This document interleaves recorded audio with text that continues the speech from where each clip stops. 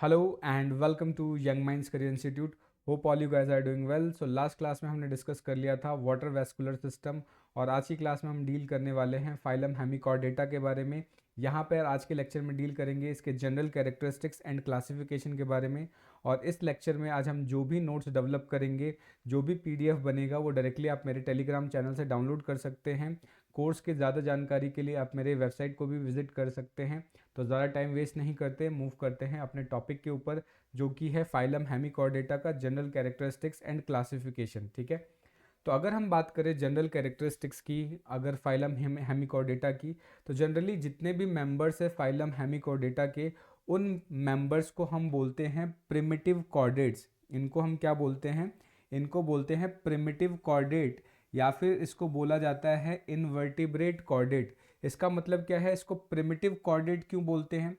तो इसके पीछे का रीज़न ये है, जैसे कि आपको पता होगा कि जितने भी कॉर्डेट्स होते हैं उनके अंदर क्या होता है? नोटोकॉर्ड प्रेजेंट होता है।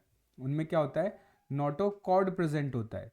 लेकिन जनरली हुआ क्या, जब बिलेनोग्लोसस के ऊपर डिस्कस किया गया, जब बिलेनोग्लोसस के ऊपर जब एक्सपेरिमेंट कर रहे थे, या जब उसके ऊपर हम उसको फाइंड आउट कर रहे थे, तो उस समय हमें क्या देखने को मिला कि ये जो इसका प्रोबोसिस वाला रीज़न है, ये जो यहाँ पर आप देख रहे हो, ये वाला जो रीज़न है हेड जैसा जो आपको दिख रहा है, इसको हम प्रोबोसिस बोलते हैं। ठीक है, इस प्रोबोसिस रीज़न के अंदर क्या मिला हमें कि बक्कल कैविटी के ही एक छोटा सा एक हॉलो स्ट्रक्चर मिला, जिसको हम स्टोमोकोड बोलते हैं। यहाँ पे ये आप यहाँ पे देख रहे हो, इसको स्टोमोकोड बोलते हैं।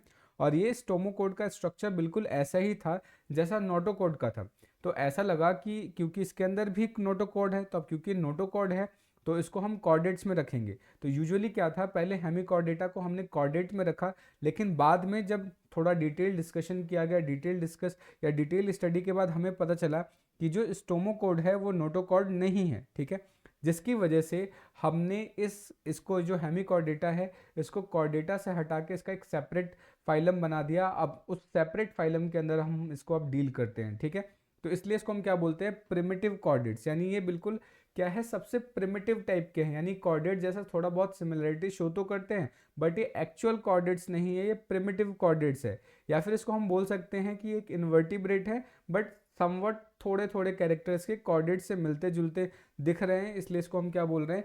इनवर्टिब्रेट कॉर्डेट्स भी बोल सकते हैं। ठीक है, उसके बाद यहाँ पर ये माना गया कि जो हेमिकॉर्डेटा के अंदर जो आप जिसको नोटोकॉर्ड बोल रहे हो, बेसिकली वो नोटोकॉर्ड नहीं है, वो है क्या?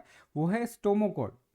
स्टोमोकॉर्ड, ये जो स्टोमोकॉर्ड है, जिसको हम हेमिकॉर्डेट का नोटोकॉर्ड बोलते हैं, ना तो वो एनालॉगस है और ना ही होमोलोगस है कॉर्डेट्स के नोटोकॉर्ड के। यानी हम बोल सकते हैं कि जो कॉर्डेट्स का नोटोकॉर्ड है और जो हेमिकॉर्डेट्स का नोटोकॉर्ड है, वो दोनों आपस में ना तो एनालॉगस है और ना ही होमोलोगस है। तो अब आप पूछेंगे कि एनालॉगस और होमोलोगस का मतलब क्या होता है? एनालॉगस का मतलब होता है ऐसे दो स्ट्रक्चर जिनका ओरिजिन तो अलग अलग हुआ है, बट वो फंक्शन सेम परफॉर्म करते हैं। यानी एनालॉगस का मतलब क्या होता है? Same function but different origin. यानी ऐसे दो ऑर्गन जिनका फंक्शन तो सेम है, बट उनका ओरिजिन अलग अलग हुआ हो, तो उसको हम क्या बोलते हैं? एनालॉगस। फॉर एग्जाम्पल, अगर ये आपने क्लास 12th में भी पढ़ा होगा, जैसे मान लो कि चमगादड़ या बैट के जो विंग्स होते हैं और ड्रैगन फ्लाई के जो विंग्स होते हैं, दोनों का ही काम क्या है? उड़ने का है, फ्लाइंग का है, बट दोनों के जो ओरिजिन है वो अलग अलग है, तो वो आपस में क्या होंगे? एनालॉगस कहलाएंगे। ठीक है, होमोलोगस का मतलब क्या है? यहाँ पे ओरिजिन सेम होगा बट फंक्शन अलग अलग होता है। यहाँ पे क्या है? Origin same but different function.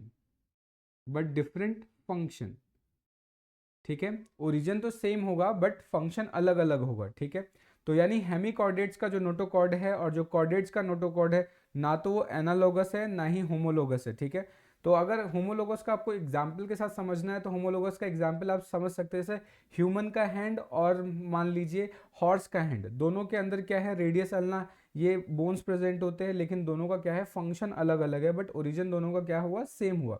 तो ध्यान रखना है कि हेमिकॉर्डेट्स का नोटोकॉर्ड और कॉर्डेट्स का नोटोकॉर्ड, ये ना तो एनालॉगस है और ना ही होमोलोगस है, यानी ये बेसिकली आपस में मैच करते ही नहीं है। ठीक है, तो अब इसको हम हेमिकॉर्डेट क्यों बोल रहे हैं?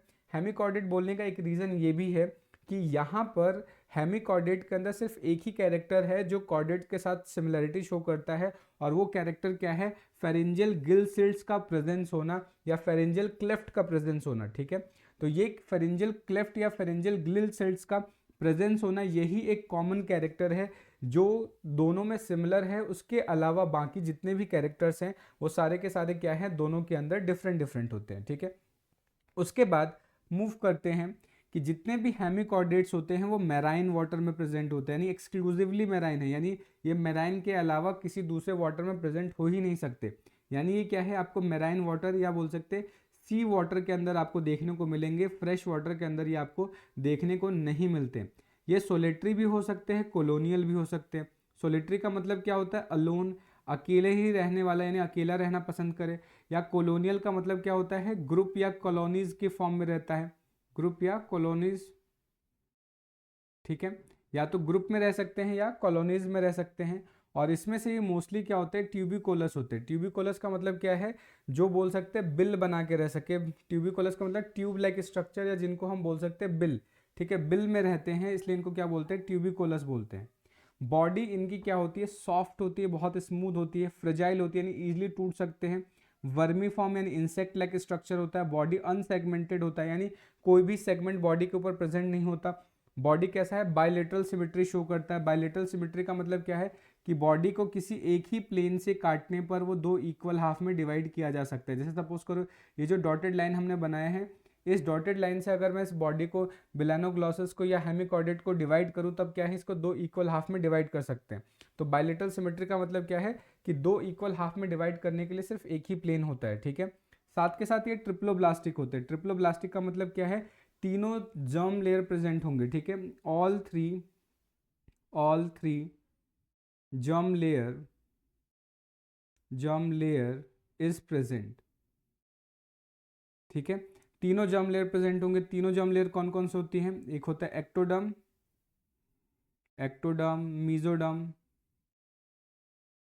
मीजोडर्म और क्या हो जाएगा, एंडोडर्म। ये तीनों जर्म लेयर प्रेजेंट होती है यहाँ पे। ठीक है, बॉडी वॉल सिंगल लेयर्ड होती है और सिंगल लेयर्ड एपिडर्मिस प्रेजेंट होगा। और वहाँ पे क्या है, म्यूकस ग्लैंड प्रेजेंट होगा म्यूकस सिक्रीशन के लिए। बॉडी के अंदर कोई भी डर्मिस लेयर प्रेजेंट नहीं होती। ठीक है, उसके बाद ये ट्रू सिलोमेट होते हैं। ट्रू सिलोमेट में भी कैसे, एंट्रोसिलस होते हैं। एंट्रोसिलस का मतलब क्या है कि यहाँ पे सिलोम की बात करें तो कैसा हो जाएगा, ट्रू सिलोमेट। ये कैसे हैं, true coelomate.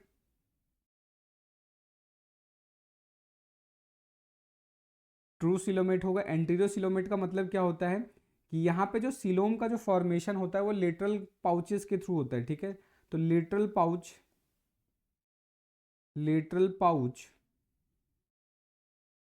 Forms the coelom.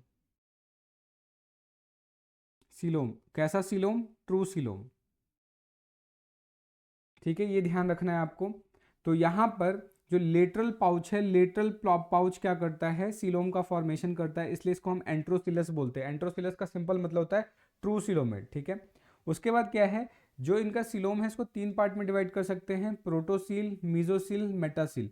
जैसे आप यहाँ पे डायग्राम में देख सकते हो, ये जो अपर वाला पार्ट है वो प्रोटोसील हो जाएगा, ये कॉलर वाला जो रीजन होगा वो क्या हो जाएगा, मीजोसील हो जाएगा, उसके नीचे वाला जो पार्ट हो जाता है वो क्या आ जाएगा, आपका मेटासील हो जाएगा। ठीक है, ये मेटासील स्ट्रक्चर हो जाएगा लास्ट वाला। तो ये आपको ध्यान रखना है। उसके बाद डाइजेस्टिव सिस्टम कंप्लीट होता है। कंप्लीट डाइजेस्टिव सिस्टम का मतलब क्या है कि बॉडी, यानी यहाँ पे जो डाइजेस्टिव सिस्टम है यहाँ पे माउथ और एनस दोनों ही प्रेजेंट होगा। कंप्लीट का मतलब क्या होता है, mouth and anus both are present. अगर दोनों चीज़ें प्रेजेंट होती हैं, माउथ और एनस, तब उसको हम क्या बोलेंगे, कंप्लीट डाइजेस्टिव सिस्टम बोलेंगे।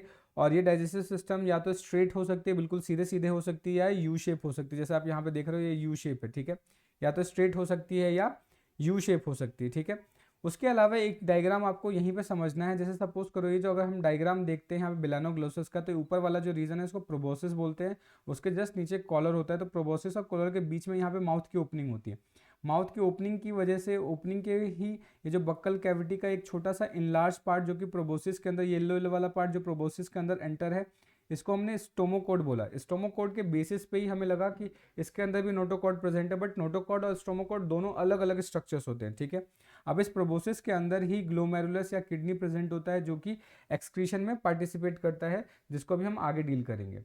अगर हम बात करें फोरगट की, तो फोरगट क्या करता है, gives out hollow buccal diverticulum. ये जो हॉलो बक्कल डाइवर्टिकुलम है जिसको हम क्या बोल रहे हैं, स्टोमोकॉर्ड बोल रहे हैं, इसको हम क्या बोल रहे हैं, स्टोमोकॉर्ड बोल रहे हैं। तो foregut gives out hollow buccal diverticulum into proboscis earlier considered as notochord. तो ये जो आप देख रहे हो ये फोरगट है, ये येलो वाला पार्ट क्या है, ये फोरगट है।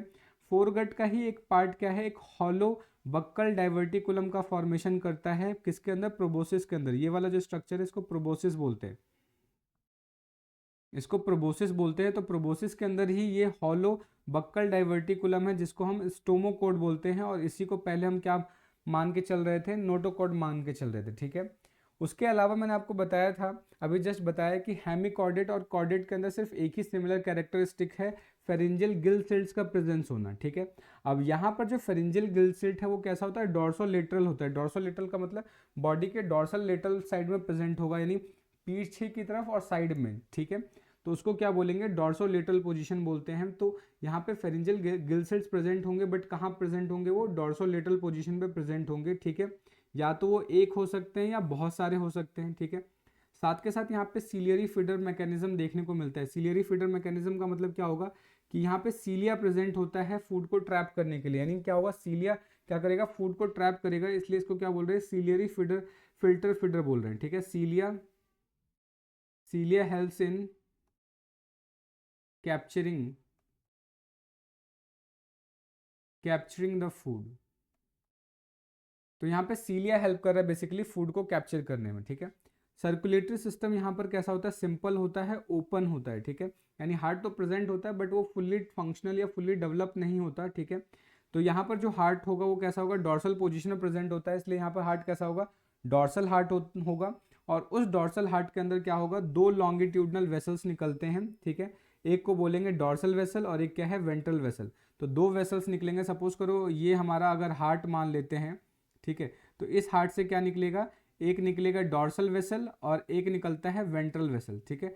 तो इस तरीके से दो वेसल्स निकलते हैं, एक होगा डॉर्सल वेसल और एक निकलता है वेंट्रल वेसल।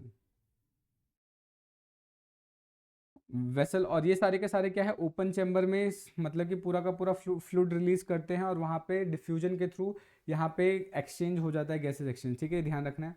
एक्सक्रीशन किसके थ्रू होता है, सिंगल प्रोबोसिस ग्लैंड या प्रोबोसिस के अंदर होता है, ग्लोमेरुलस प्रेजेंट होगा जो कि ब्लड वेसल से कनेक्टेड होता है और वहाँ से एक्सक्रीशन में हेल्प करता है, ये आपको ध्यान रखना है। तो ये देखो प्रोबोसिस वाला रीजन है, इसी के अंदर क्या है, किडनी प्रेजेंट है ये, ठीक है। यही किडनी क्या करेगा, एक्सक्रीशन में हेल्प करेगा, या यहीं पर ग्लोमेरुलस भी प्रेजेंट होता है जो कि एक्सक्रीशन में हेल्प करेगा, ये ध्यान रखना है, ठीक है। जैसे कि डायग्राम देखो, प्रोबोसिस का डायग्राम है, यहाँ पे ग्लोमेरुलस प्रेजेंट है, ये किस में हेल्प करेगा, एक्सक्रीशन में, ये आपका एक्सक्रीशन में हेल्प करता है, ठीक है। ये बात आपको ध्यान रखनी है। नर्वस सिस्टम यहाँ पे प्रिमिटिव होता है, यानी एडवांस नर्वस सिस्टम नहीं होगा, एडवांस नोटोकॉर्ड प्रेजेंट नहीं होता। सिर्फ यहाँ पे क्या होगा, नर्व प्लेक्सिस प्रेजेंट होते हैं, सब एपिडर्मल नर्व प्लेक्सिस प्रेजेंट होंगे। छोटे छोटे क्या होते हैं, नर्व प्लेक्सिस, यहाँ पे इस तरीके से आप देख रहे हो, डॉर्सल नर्व कॉर्ड, ये वाला जो स्ट्रक्चर देख रहे हो, तो सिंपल सा नर्व प्लेक्सिस प्रेजेंट होता है जिसके थ्रू ये कम्युनिकेट करते हैं, ठीक है। Dorsal nerve cord is hollow, यानी जो नर्व कॉर्ड यहाँ पे प्रेजेंट भी है तो सॉलिड नहीं होगा, या हॉलो स्ट्रक्चर्स होता है। तो ध्यान रखना है, प्रिमिटिव टाइप का नर्वस सिस्टम होता है, सिर्फ नर्व प्लेक्सिस, यानी बहुत सारे प्लेक्सिस का मतलब कि बहुत सारे जाल जैसे नर्व्स के जाल बनेंगे। और जो डॉर्सल कॉलर नर्व है, ये जो डॉर्सल नर्व, ये जो नर्व कॉर्ड है, ये हॉलो स्ट्रक्चर्स होता है, ठीक है। रिप्रोडक्शन मेनली यहाँ पर सेक्चुअल होता है, यानी सेक्चुअल क्या होगा कि मेल और फीमेल जनरली यहाँ पे बॉडी अलग अलग होती है। तो क्या होगा, एक बॉडी मेल गैमेट बनाता है, एक बॉडी फीमेल गैमेट बनाता है, जिसका फर्टिलाइजेशन कैसा होता है, एक्सटर्नल होता है, बॉडी के बाहर होता है, ठीक है। अब बॉडी के बाहर होगा, फर्टिलाइजेशन होगा यहाँ पर, ठीक है। तो अब क्योंकि बॉडी के बाहर मेल और फीमेल अलग अलग गैमेट्स बन रहे हैं, इसलिए इनको फ्यूजन आपस में फ्यूज करेंगे मेल और फीमेल गैमेट, तो कैसा होना चाहिए, सेक्चुअल होना चाहिए। तो यहाँ पर रिप्रोडक्शन सेक्चुअल होगा। सेक्सेस सेपरेट होता है, यानी मेल एंड फीमेल अलग अलग बॉडीज प्रेजेंट होंगी, यानी मेल अलग होगा और फीमेल यहाँ पर अलग होगा, दो बॉडीज प्रेजेंट होंगी, टू बॉडीज, ठीक है, दो बॉडीज होंगी अलग अलग।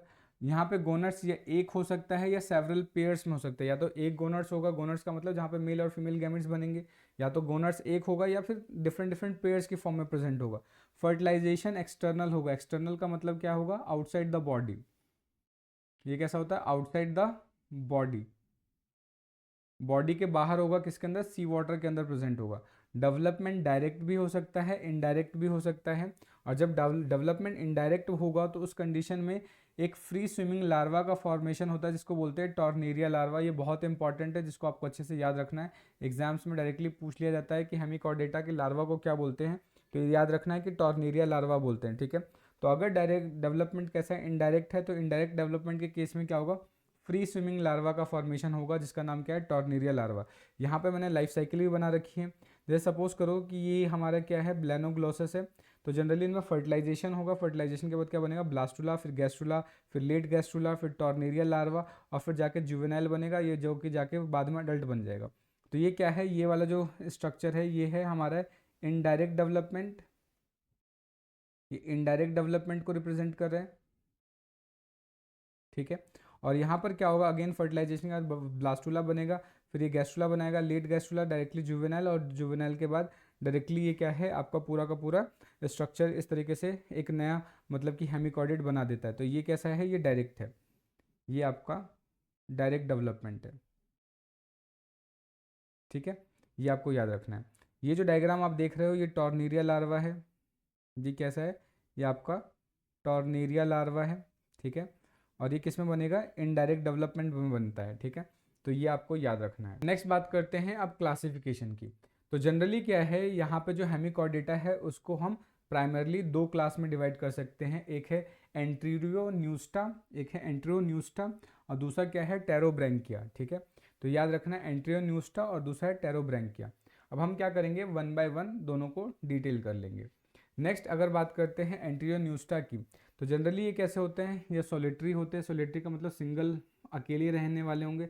फ्री स्विमिंग होते हैं यानी मूव कर सकते हैं, और ये साथ के साथ बरोइंग हो सकते हैं। बरोइंग का मतलब कि जो सी वाटर के अंदर बरो करके रह सकते हैं, ठीक है। इन जो एनिमल्स को हम, या इन जो हेमिकॉर्डेट्स को एकॉर्न वॉर्म या फिर टंग वॉर्म भी बोल सकते हैं, ठीक है। ये आपको ध्यान रखना है। बॉडी यहाँ पर क्या होती है, इलोंगेटेड होती है, यानी लंबी होगी बॉडी। जैसे स्ट्रक्चर आप देख पा रहे हो कि बॉडी यहाँ पर कैसे इलोंगेटेड है। वर्मी फॉर्म होगी, यानी कि किसी भी इंसेक्ट या कीड़े के जैसा होगा, वर्म के जैसा होगा, ठीक है। यहाँ पर कोई भी स्टॉक प्रेजेंट नहीं होता, ठीक है।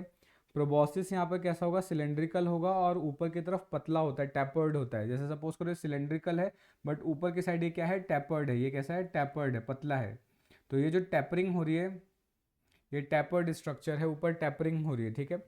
यहाँ पे कॉलर जो स्ट्रक्चर है उसमें सीलिया नहीं प्रेजेंट होंगे, यानी ये जो कॉलर वाला रीजन है यहाँ पे इस तरीके से सीलिया प्रेजेंट नहीं होते। ये वाला जो सीलिया एब्सेंट होंगे, या बोल सकते हैं लोफोफोर एब्सेंट होगा, ठीक है।